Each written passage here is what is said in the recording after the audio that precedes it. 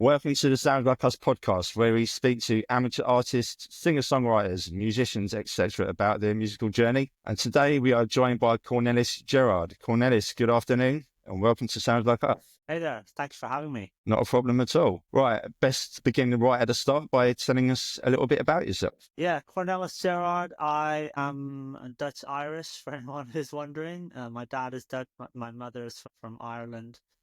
I moved around a lot as a kid and ended up in UK, where I've been now for quite a while. And I'm a musician, I guess, singer-songwriter, guitar player. You've been doing that for long? Yeah, like since I was like a teenager. Yeah. Wow. Just before I moved to the UK. I bought my first guitar when I was still in the Netherlands. Okay. Yeah.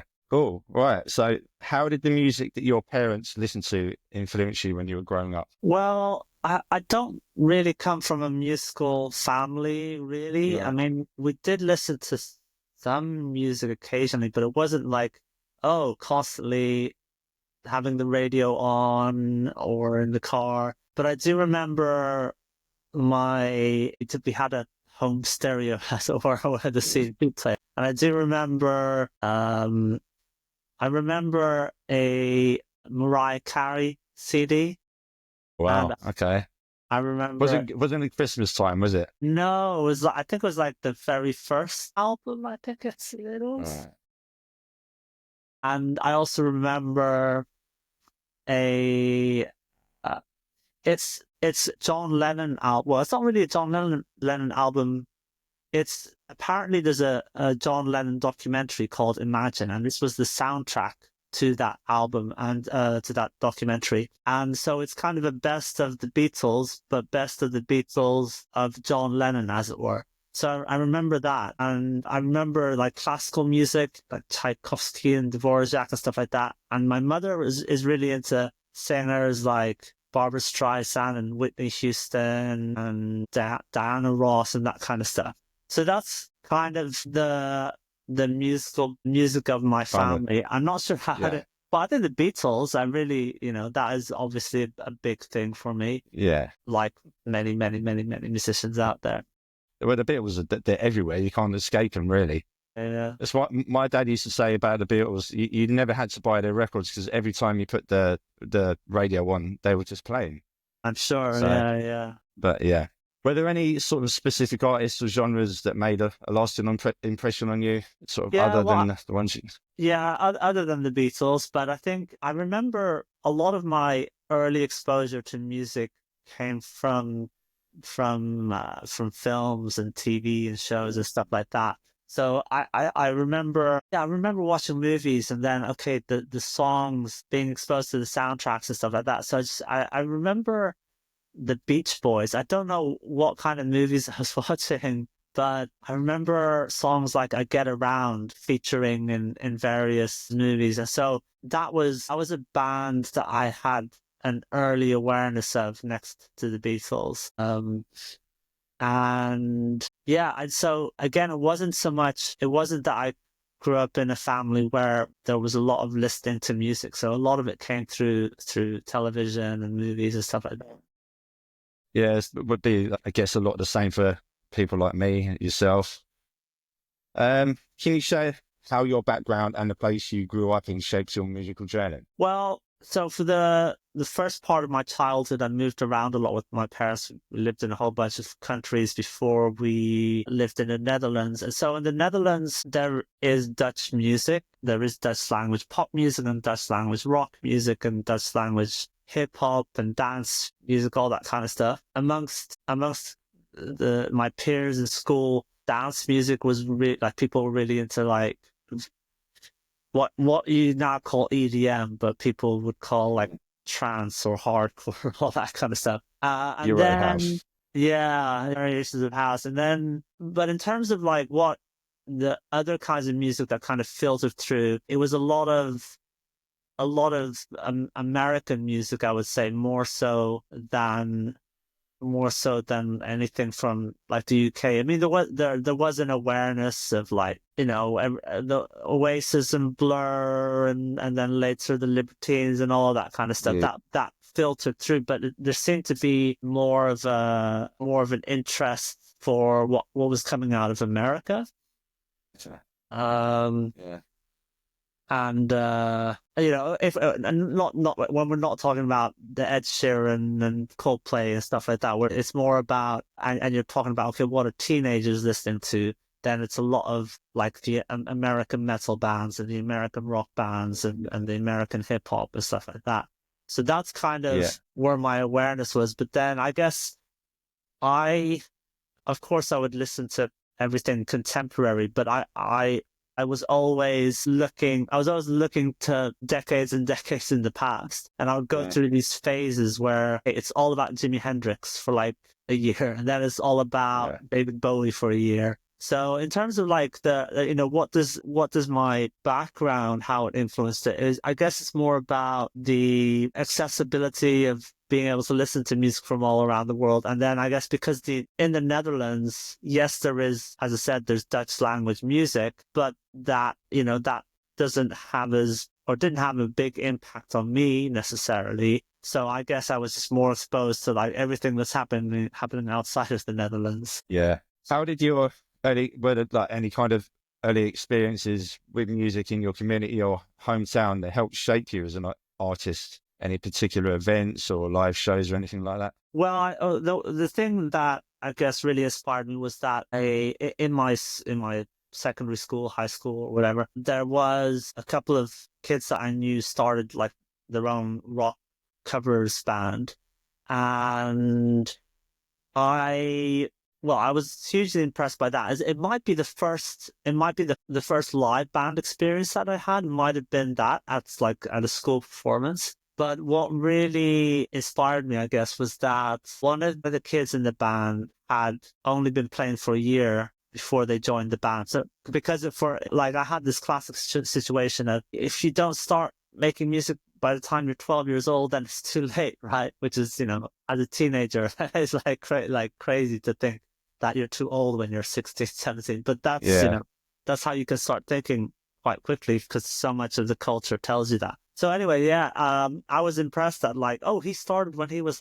17. That's amazing. And I had already had this impulse shortly before then to write lyrics because I remember sitting in class. It was one of these free periods, study on your own. And I was listening to some music and I didn't like the lyrics. And I thought, okay, I started writing my own lyrics to the melody of the song. I thought I can do better than that. And then seeing that band in school, especially the kid that had started playing like a year prior, I put it all together. I thought, oh wait, I could learn to play guitar and then I could write my own songs. Yeah. So that was kind of because where I grew up was a small village of about 5,000 people. So I don't know if there was any live music happening there that I can't remember anything other than maybe these brass bands for public events and parades and stuff like that. But the first time, so the first time I saw a live band was probably that school band. Yeah, same for a lot of people. I think you mentioned in your bio that you sent me that you failed music in school.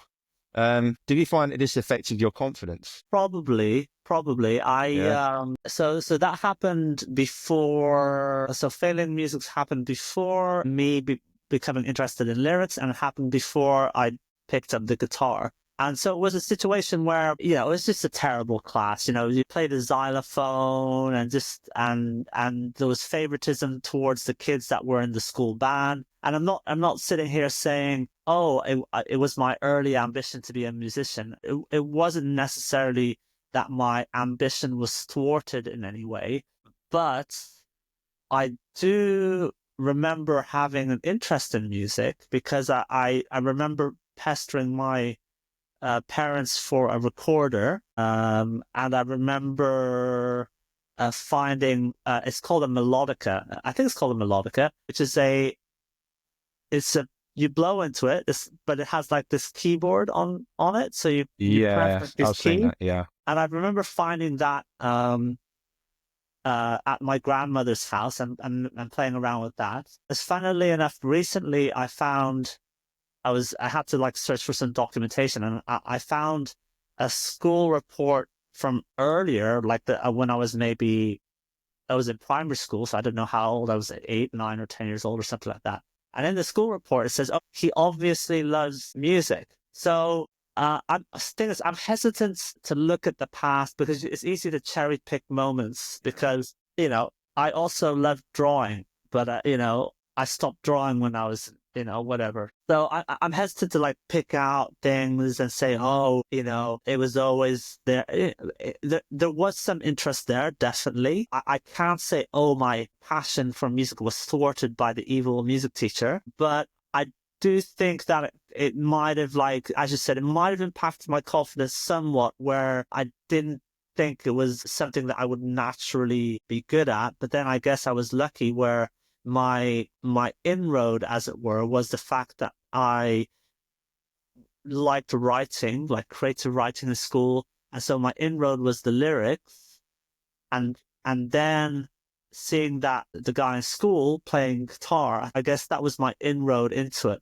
And that kind of, because really quickly I was writing songs. I probably, as soon as I knew how to play 2 or 3 chords, I was trying to write my own songs. And I think that was kind of the thing that pulled me forward, as it were, rather than discovering some musical talent or whatever. Because nobody ever, neither myself or anybody else, would ever say that. Although there's another anecdote, which is in primary school, at the end of primary school, there was this little production that the kids had to put on for the parents, and they needed somebody to sing a song at the end. And for some reason, I volunteered to do that. And it's really strange because I cannot remember having any part of me that would want to stand up in front of a room of strangers and do that. And I don't think my parents would have, like, I think that they were quite surprised that I wanted to do that as well, because I'm probably naturally more of an introverted character.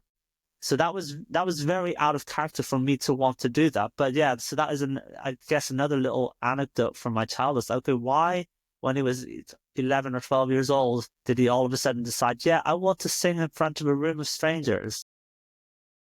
Yeah, you've seen other people do it. You think, I want a bit of that. I want to do that. I want the spotlight.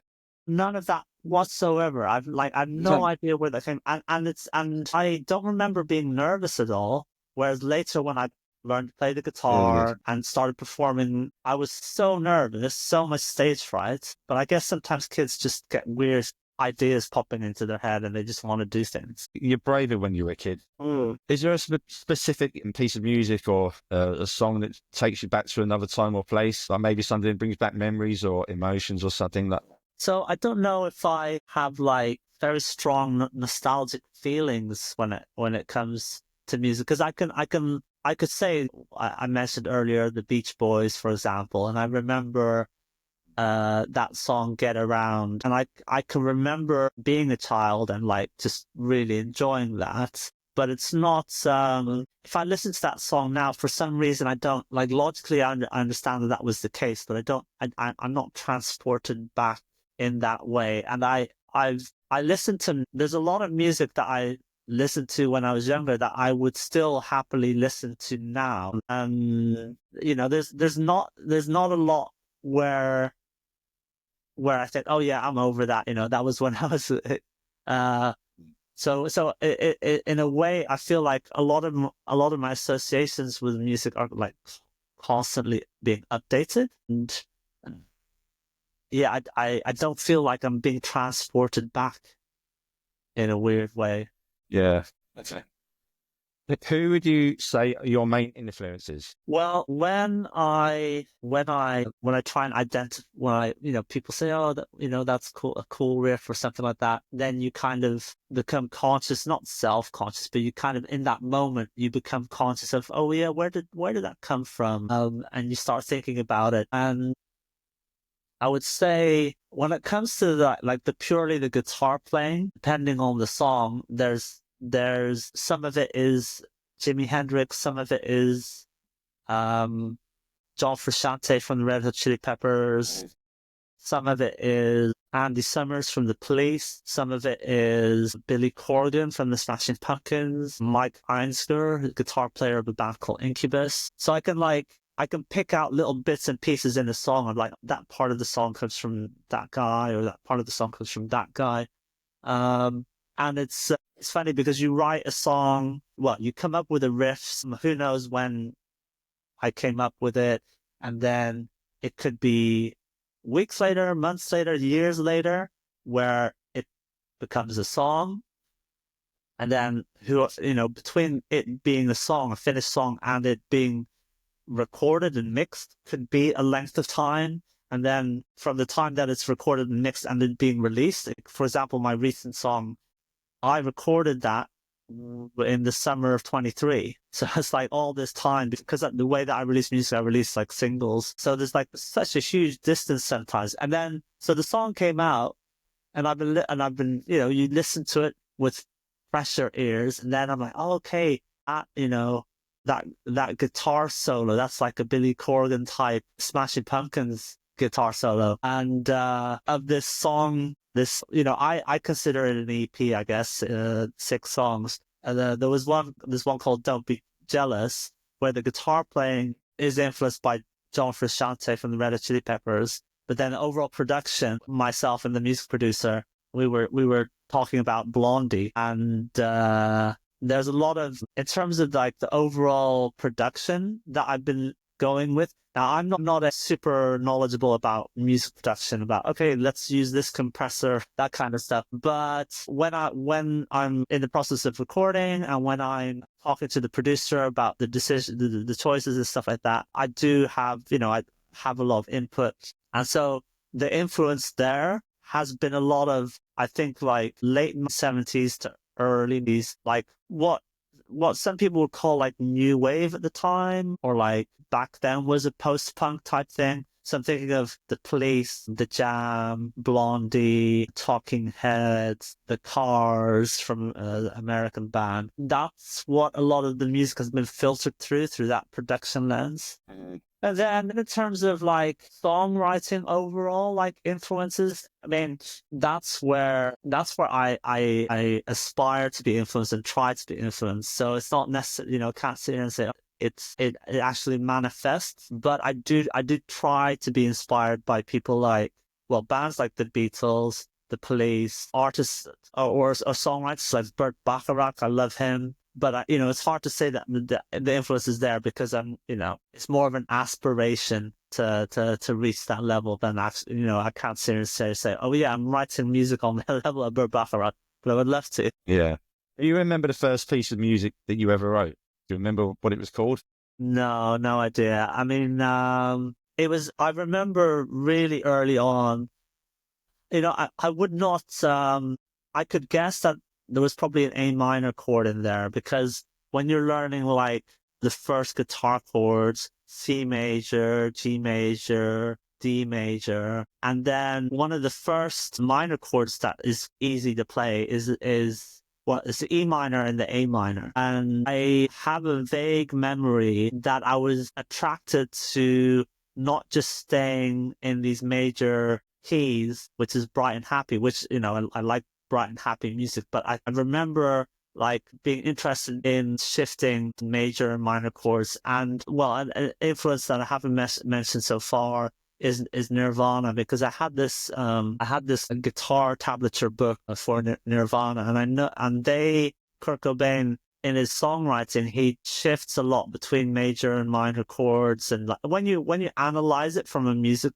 point of view, there's a lot going on. And I remember that being like an influence, but I can't specifically remember any song. I remember like after a year or so, or playing probably maybe less, like 8 months or whatever, I put together a band in school, and I was, some of the songs, well, we were already playing original songs. So like right from the get-go, I was writing songs, but I can't really remember much about them, to be honest. All right. Okay, fair enough. Do you recall the first time that you experienced live music, as in a proper band you went to see, proper gig? Yeah, outside of the school gig, I think it was maybe some friends took me along to this outdoor festival type thing, but it was not like Glastonbury or something like that, but it was in a city park. I think it might have been in Rotterdam. I'm not 100% sure. It was one of the bigger cities and I can't remember if it performed, but it was a big stage. It was like, not Hyde Park, but maybe more like Finsbury Park or something like that. It was like a big park, a big event, proper big stage, big bands. But I can't remember if it was there. Maybe it was Dutch bands. I can't remember, but it was a big event. Yeah. What was the first live performance that you ever did? Do you remember where it was, how you felt going on stage for the first time? Let's see. It was here in England. It was in Salisbury because that's where I was living with my parents. Was at it's called I think it's called the Salisbury Arts Centre. It's just community space that had a stage.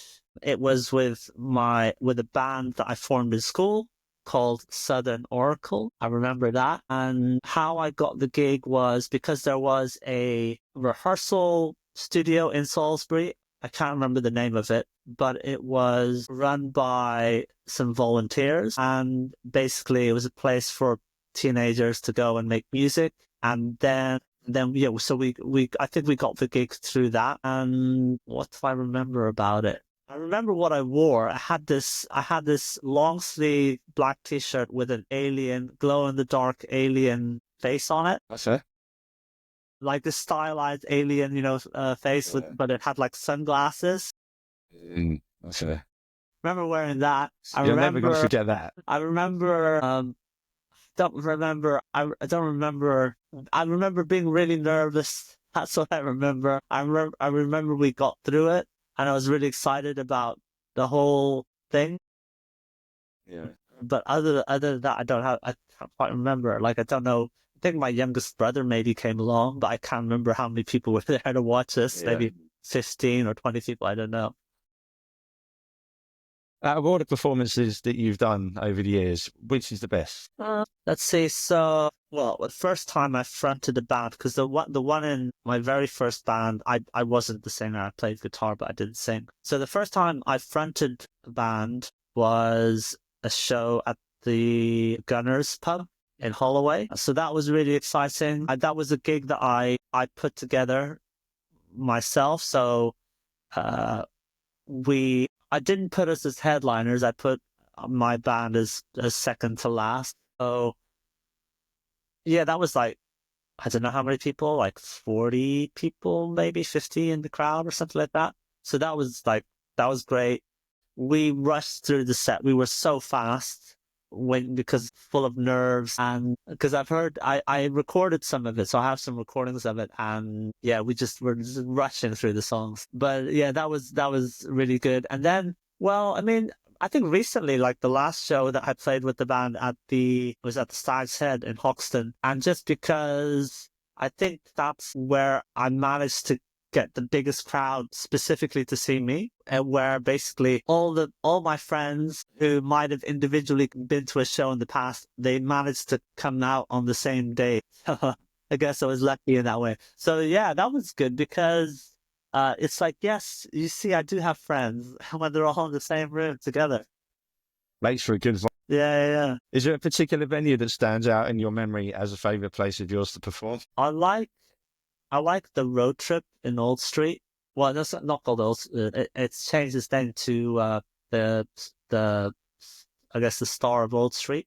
So it's a little underground basement place near Old Street Station, and yeah, I like it there because it's small, and so when you only need a few people to make it feel really packed, and you're close to the people in front of you, so that's pretty cool. I also like the Good Mixer pub in Camden. Again, like you're just on the floor there with everybody else, so I like that as well. It's a famous one.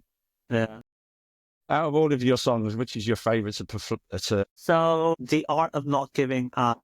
I don't know if I can swear, but yeah, that song, because it's like an energetic punk song, and usually we play it at the end of the gig. So it's a time where I can really let loose, put out all my nervous energy. And it's also not so complicated to play for me, which means that I can put more of my focus and energy into being a performer rather than concentrating on what I'm playing and what I'm singing and all that kind of stuff. So that's probably the song, yeah. So it's one of those songs that sort of help you kind of get into a vibe with the crowd and you're all as one singing it kind of thing. Yeah, exactly. So talking about back to the first gig where I have, because I recorded it, and like I said, it's really rushed, but because that last song is a punk song, it works. It's because it's just a fast punk song, and you can hear people going off because like they're hearing it for the first time, but it's like having a great time. So I might release that recording at some point in the future as like a live recording. But yeah, it's like you can really let loose with that song. Although like in terms of like getting into the vibe, we often start with a song called Adrenaline Overdose, because that is a song where I feel like it's easy to bring everybody in the room, the audience, the band, all onto the same wavelength, as it were. I think when you're starting a gig, especially people that don't know you, then there's that initial feeling of like, who are these people and what's the vibe going to be? And whether that, unconsciously, right, you're like, okay, is this going to be a funky pop band or is it R&B music or whatever? And so with that song, it's like, okay, this is going to be indie rock, punk type stuff. And that is a good song to start off with and get everyone into the headspace. Okay, this is what's going to be about. Okay. So what was the first recording that you ever did? First recording, let's see. So other than there are some, I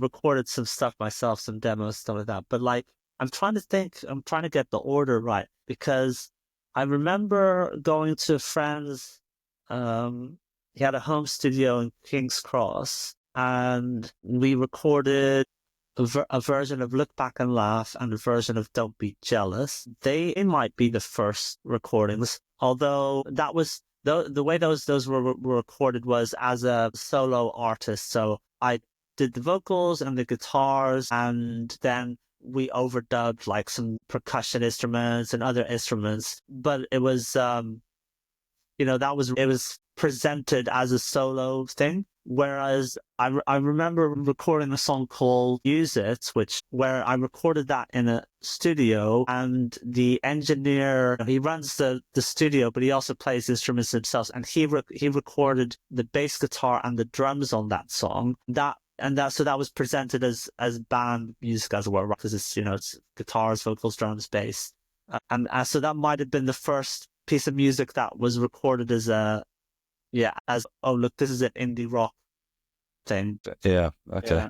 Have you been to any like particular studios you like, or is it mainly done on a home studio kind of thing? The first 4 songs, I believe, that you can listen to were recorded at a studio called Orpheus Studio in Haggerston, which is really cool. That's the guy who, his name is Richard Campbell. I think it's that. It's definitely Richard. Yeah, he's a producer, mixing engineer. He plays excellent drums, excellent bass, guitar, piano. So basically, if you're, as I was then, solo artist, you can go to him with songs and have a demo ready for him, and then he can help you like flesh out the whole thing. So that's really good.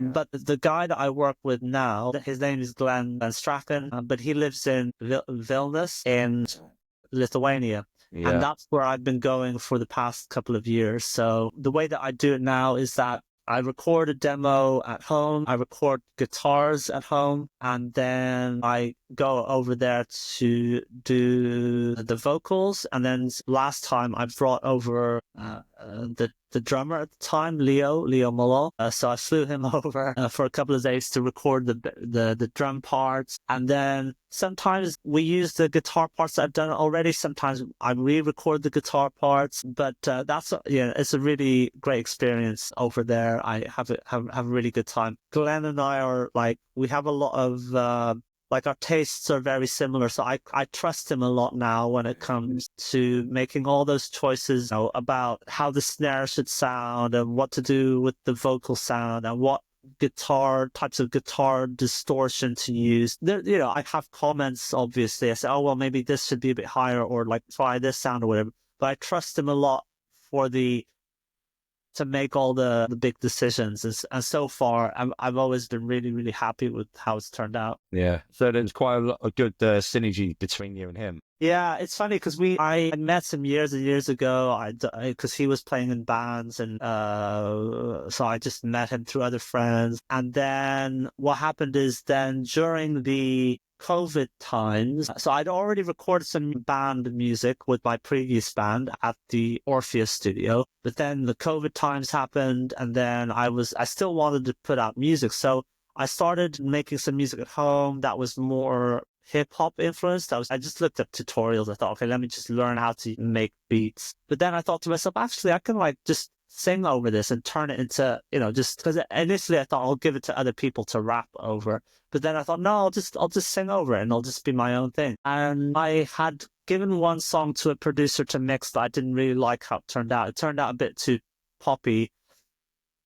And then, so Glenn, at the time, he sent me a message. He said, oh, do you have any music that you need mixing? Because I did put out one self-recorded and mixed song, like this acoustic song called Locals in London, which I did completely on my own at home. So maybe he heard that and was like, oh, I can do better.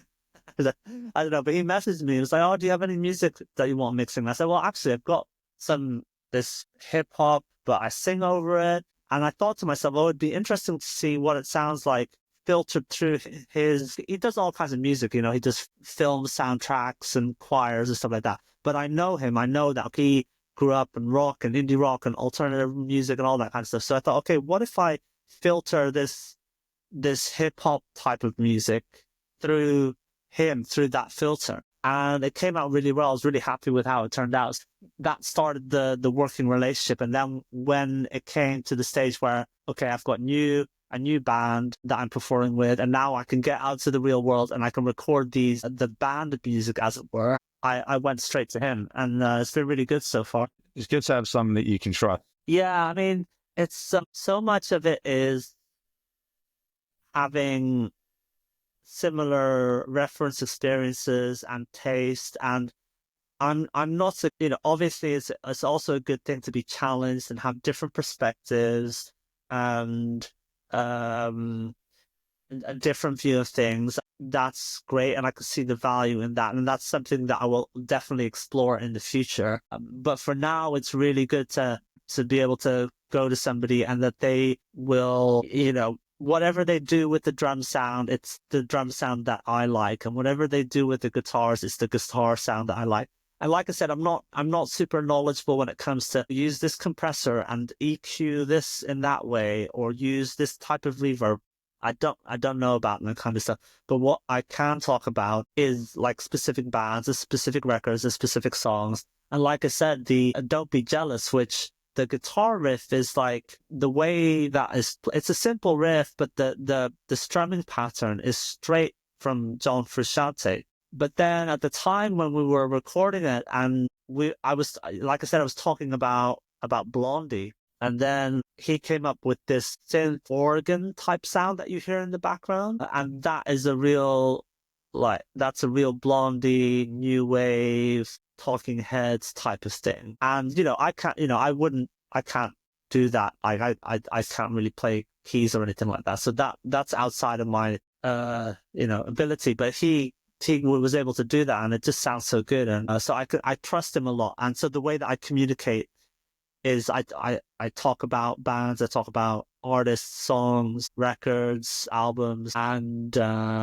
that's how I kind of impart my taste and my knowledge and my preferences to other people, because it's something that I like to do. With the thing is now with the way that recordings are made, it's so easy to just pull up presets, right? If I said I really want to sound like the Beatles at Abbey Road studio, literally there are preset drum sounds for Abbey Road, right? So I don't approach it in that way, because I also want the other person to have an input. And this the same goes with the other musicians I work with the drummers and the bass players.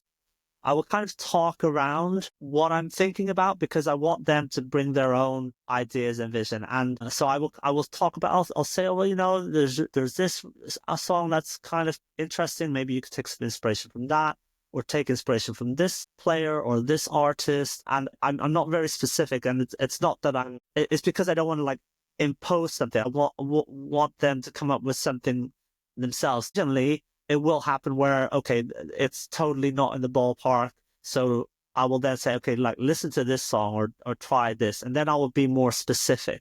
But on the whole, I kind of talk around it, as it were. I mention various influences to kind of give people some initial ideas, and then let them take that, and then also what they're interested in as well. And so a big thing as well is picking the right people to work with. So I make sure that I have the right drummer and the right bass player that have the skills that I think are needed, and they've got the ear and they've got the taste, so that I can then trust them to do their thing, rather than, because if you bring in the wrong people, it's like sports almost, right?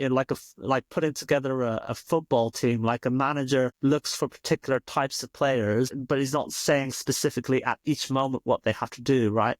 So, if I hire in this metal drummer, they might be technically really good, but then they will, even if they're playing on a funky song or an indie rock song, they'll start making metal decisions about, double kick drums and stuff like that. So you have to think about in advance about the people that you're bringing in, and then you can trust them. Yeah, completely agree. Is there a song that you've written that carries a deep meaning for you? Let's see. Well, Look Back and Laugh is probably the one, because that is the song where I found my voice, as it were. It's like a really cheesy expression, but when it happens to you as a musician or artist, or maybe in other aspects of life, maybe your working life, or maybe in your family or relationships or stuff like that, when you find what is very authentically you, it really clicks. And that's what people say, oh, you found your voice. And that was the first song where that happened for me. When I wrote Look Back and Laugh, I thought, okay, that is a me song. That's the first real Cornelis Gerard song. And it wasn't just me, it was other people as well told me, right, that's a Cornelis song. So that's why that song is really important to me. But also just what I'm singing about going through tough times and persevering. And it's almost like this self-motivational mantra to myself, where I'm like looking myself in the mirror and I'm saying, keep going, don't give up. So it's important to me from that perspective as well. Yeah, we've all got those kinds of songs, really. Can you think of a piece of music that made a major impact on you as a teenager or adult? Let's see. I think for like, if it's purely musically speaking, then it would be, I think, the song Little Wing by Jimi Hendrix. Yeah. Which really kind of opened sometimes there's music that you hear and but then at particular moments in your life, you have the opportunity to appreciate it in a way that you couldn't up until then. And so for me, that song is where I had been playing guitar for long enough that I could start to understand what he was doing there. And so, yeah, I'd heard it before. I'd been listening to Jimi Hendrix for a long time. And then there was a moment where I was able to listen to it and hear, okay, I now understand why it's so good and why Jimi Hendrix is so good. And so that song then kind of opened me up to be more ambitious with some of my playing. It's funny because maybe a lot of people, if you listen to my songs, you wouldn't say that Jimi Hendrix is really an influence, but there's some pieces of music that I've written that I have not yet turned into songs because it's like this self-imposed thing where I want to write some really good lyrics for them for a start.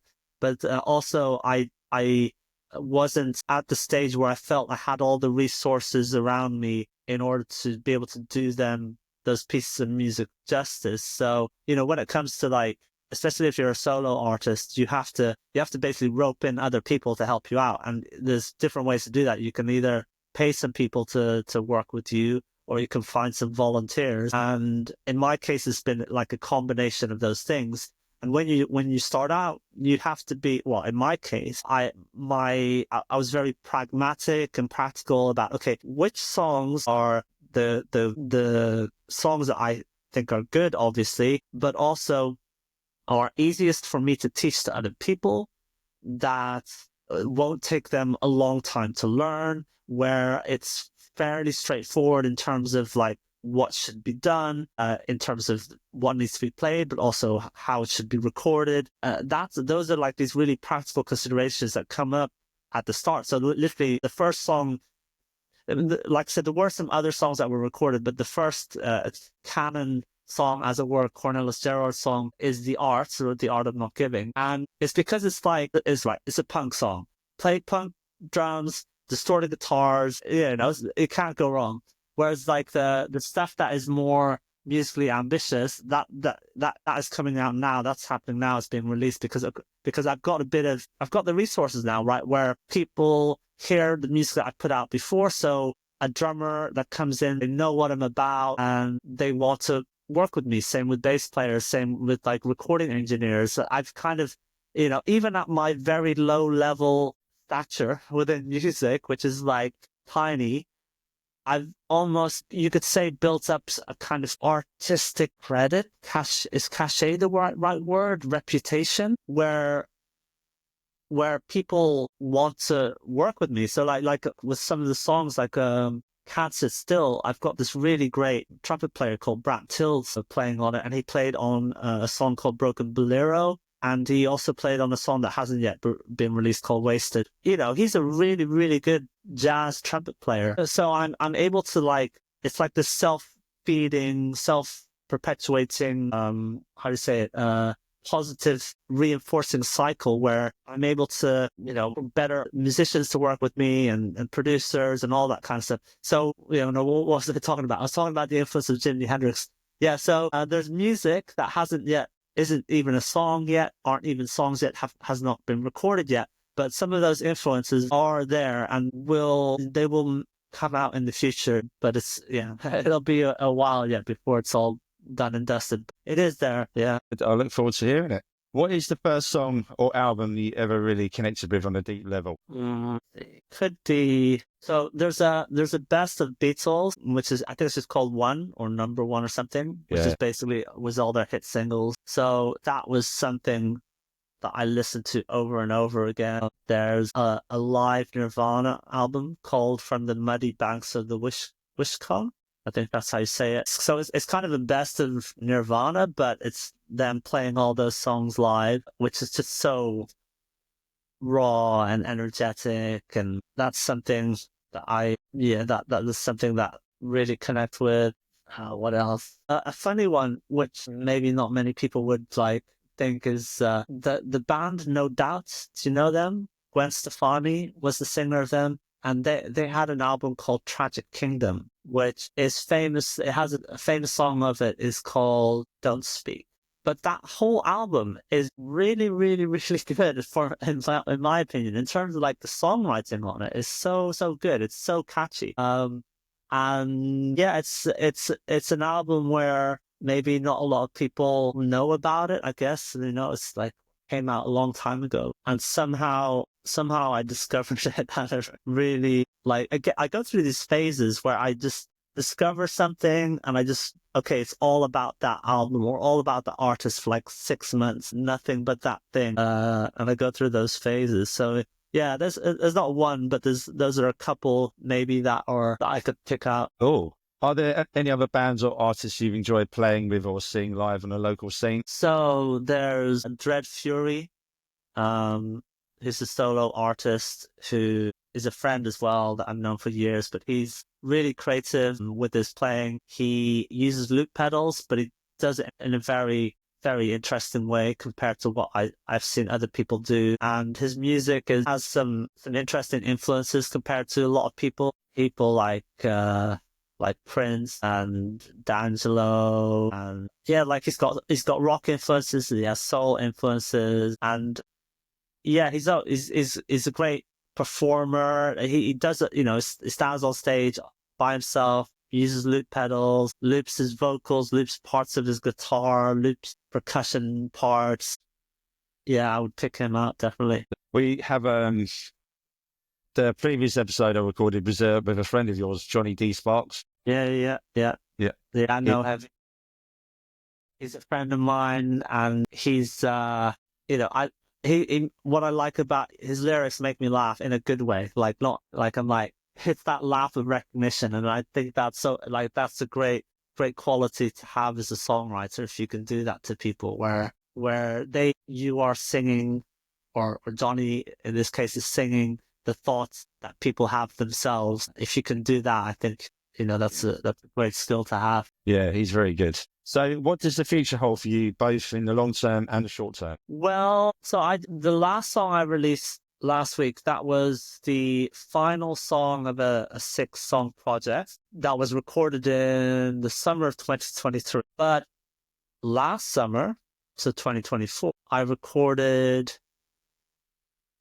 3 more songs that are set to be released this year. And those are songs, funnily enough, like they each cover, I guess what you could say is a romantic or relationship type of topic, which so far I've mostly avoided, not on purpose, but I would say most of the songs are not specifically about relationship type topics. But for some reason, these 3 songs were saved up until now, and they will be released this year. The first one of the 3 is being mixed right now.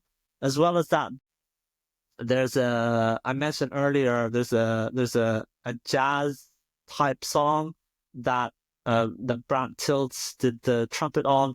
That was recorded a while ago, but hasn't been released yet, and that I will try to release that towards the end of the year, so maybe in the autumn or so.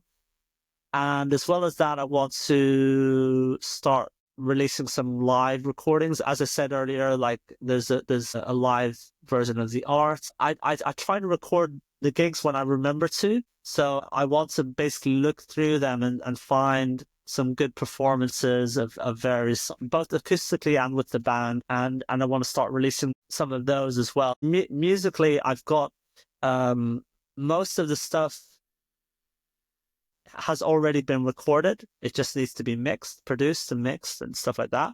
So in terms of 2025, that's all sorted out. What I do want to do is then get ready for the next year. So I need to start recording new music now for the next year. So that's the long term. And as well as that, I start writing some new stuff. I'm always coming up with ideas and things like that, but it's been a long time since I've actually written something completely new from scratch. So I would like to do that. And to that end, I'm focusing a lot on my musicianship. So I'm practicing my instrument, learning cover songs, learning guitar technique like solos and stuff like that, because I don't want to, otherwise I'll start repeating myself and I will start doing the stuff that I'm already comfortable with. So this year in terms of my musicianship is really a focus, so that when it comes to writing new stuff and recording new stuff, that it will be some kind of evolution compared to what I've done in the past. And then, yeah, in terms of like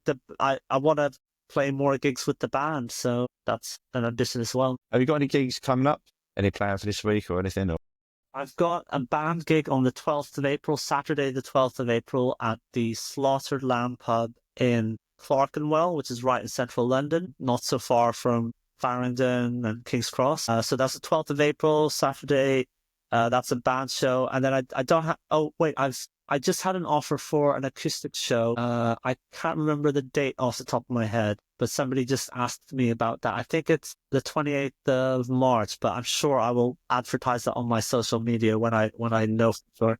But that's happening as well. Yeah, but those are the 2 gigs on the horizon. Cool. So have you got any social media or website anyone might want to get in touch through? Yeah, so I'm on pretty much everything. Instagram, YouTube, all that kind of stuff. I would say like if the best places, so sign up for my newsletter, cornelisgerard.com, because there I can like message you, and I don't spam people, but once every 2 or 3 weeks I can update you with something about a new song or a new recording or live stuff. And So that's a good place to like get the latest. In terms of my day to day, you can find me on Instagram. So Instagram, Cornelis Gerard. That's a good place for the day to day stuff. For the memes, find me on TikTok. I would in particular, I would mention YouTube. So Cornelis Gerard is a good place because there's quite a lot of different types of stuff that I put up there. You can find my music there, obviously, but there's lyric videos. I show you how to play some of my songs. So if you want to learn how to play different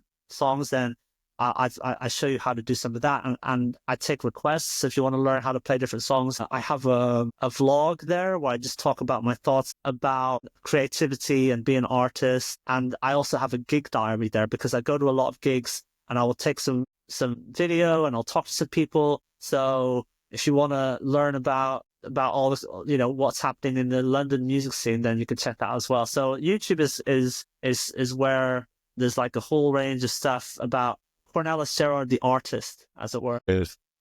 Right, and that brings us to the end of the interview. You enjoyed? Thank you so much. Yeah, it's been really good. That's fine. Thank you for coming on. Right, and to play us out, it's Cornelis Gerard with his song "Can't Sit Still." Cornelis, it's been a pleasure. Thank you very much for coming on. Thank you. Take care. See you soon.